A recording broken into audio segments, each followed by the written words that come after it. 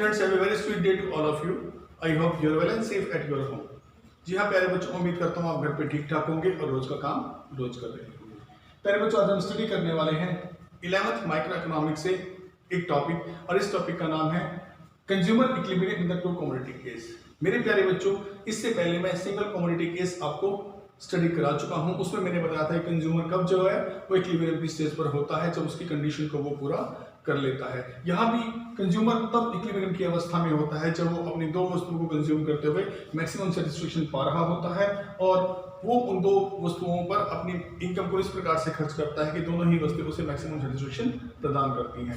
किसी भी consumer equilibrium को समझाने से पहले, चाहे वो वन कमोडिटी केस हो चाहे टू कमोडिटी केस हो, हमें जो है कंज्यूमर इक्विलिब्रियम की कंडीशन को स्टडी करना होता है। यहाँ पर दो वस्तुएं हैं, एक वस्तु एक्स है, दूसरी वस्तु वाई है। या एक्स वाली वस्तु को हम कह देंगे एप्पल है। यहाँ पर आएगा M U X upon P X. अगर ये एक्स एप्पल है तो M U marginal utility drive from the apple and price of apple. यहाँ पर दूसरी कमोडिटी मान लो अगर ऑरेंज है या वाई है, ठीक है, M U Y upon P Y equal to M U M. मेरे बच्चों, जब ये सिंगल कमोडिटी केस था तो उसके अंदर ये नहीं था, वाई वाली गुड्स नहीं थी, सिर्फ एक वस्तु थी, उसके साथ मार्जिनल यूटिलिटी ऑफ मनी था।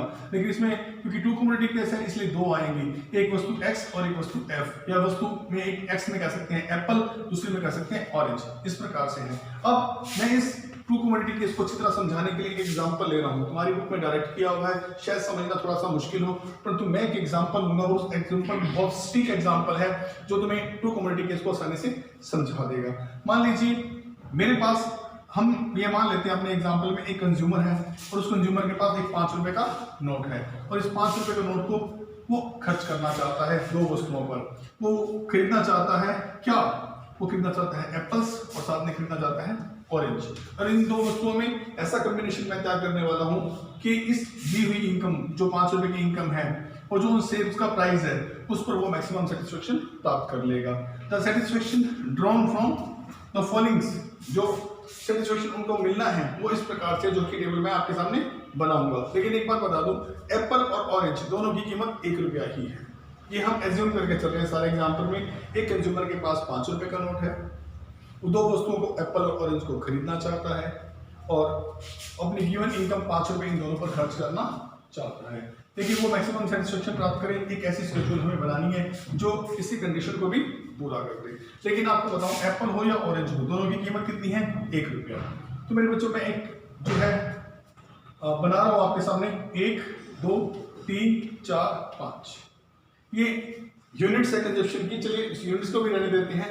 मैं आपको बताता हूं, पहली वस्तु से आने वाला सेटिस्फेक्शन उसका ये था, एक्स यानी कि एप्पल्स और एम यू वाई यानी कि ऑरेंजेस। अगर मैं एक्स वाई लिखूंगा तब भी समझा सकता हूं, पर मैं आपको आसानी से समझा रहा हूं। और प्राइस इनकी भी कितनी है? ₹1, इसकी भी कितनी है? ₹1। अब सेटिस्फेक्शन दोनों से किस तरह से आ रहा है, ये मैं बात कर रहा हूं मार्जिनल यूटिलिटी की। मार्जिनल यानी कि सीमांत उपयोगिता की बात कर रहा हूं। सिर्फ से पहली इकाई से 10 आता है, दूसरी से 9 आता है, तीसरी से 6 आता है, फिर 4 आता है और 3 आता है। ठीक है, ये 5 रुपए हैं, 1 2 3 4 5। यहां जब वो ऑरेंज खरीदता है तो पहली इकाई से उसे 8 सेटिस्फेक्शन आता है। ये मैं जो 8 या 7 ये लिख रहा हूं क्योंकि ये चैप्टर हमारा कार्डिनल थ्योरी का है, और कार्डिनल में हम संख्याओं में व्यक्त करेंगे यूटिलिटी को, इसलिए लिख रहा हूं। ठीक है, दूसरे में 6 आता है, फिर यहाँ पे 3 आता है, 2 आता है या 1 आता है। अर्थात इसका मतलब ये हो गया कि वो एप्पल ज्यादा पसंद करता है। ठीक है, आपको नजर आ रहा है इतनी यूटिलिटी उसे आती है। अब मेरे सामने क्या है कि वो पहला रुपया कहाँ खर्चेगा? अगर उसने पहला रुपया खर्चना है, उसको जहां सबसे ज्यादा सेटिस्फेक्शन आएगा पहला रुपया वहां खर्चेगा, क्योंकि यहाँ पर कंज्यूमर का मकसद होता है अपने सेटिस्फेक्शन को मैक्सिमम करना। पहला रुपया वो यहाँ खर्च देगा। लो जी, ₹1 कहाँ खर्च हो रहा है? एप्पल पर। ₹2 का खर्च करेगा यहाँ या यहाँ उसे मैक्सिमम सेटिस्फेक्शन आता है, उसे बहुत पसंद है, और ₹2 या ₹2 भी वो यहाँ खर्च कर देगा। क्योंकि इंसान वहां खर्च करता है, हमने माना कि इंसान रैशनल बीइंग है, ह्यूमन विवेकशील है, और वो विवेकशील व्यक्ति बड़े सोच समझ कर खर्च करता है। जहां सेटिस्फेक्शन ज्यादा वहां खर्चा भी वो ज्यादा करता है। जिन चीजों को आप पसंद करोगे, जो फैशन में होंगी, उन पर आप खर्चा भी ज्यादा करोगे।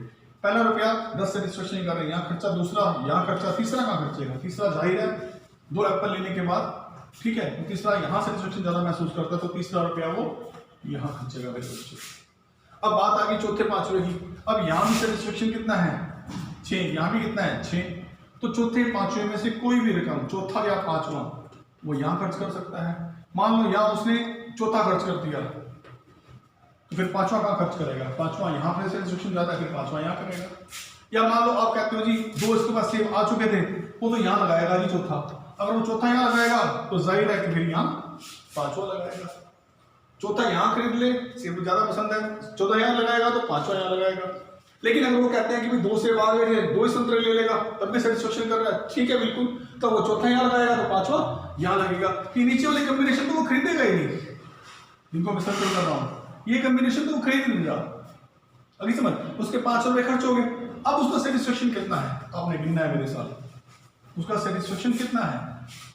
1 रुपये से पहले आया था 10, दूसरे से 9, तीसरे से 8, चौथे से 6, सातवें से 6, 10 9 18, 10 और 9 19, 19 और 8 27, 27 और 12 39 यूटिल्स।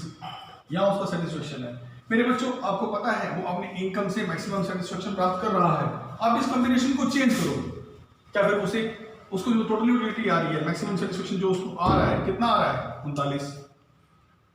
मार्जिनल में आप देख चुके हो कि मैक्सिमम किस प्रकार से ले रहा है, आपने वो कर दिया था, मैक्सिमम ये है। अब हम कॉम्बिनेशन को चेंज करते हैं। मान लीजिए वो चौथा रुपया यहां खर्च करता है और पांचवा भी यहां खर्च करता है। अब यहां चौथा पांचवा नहीं है, तब सेटिस्फेक्शन कितना आएगा?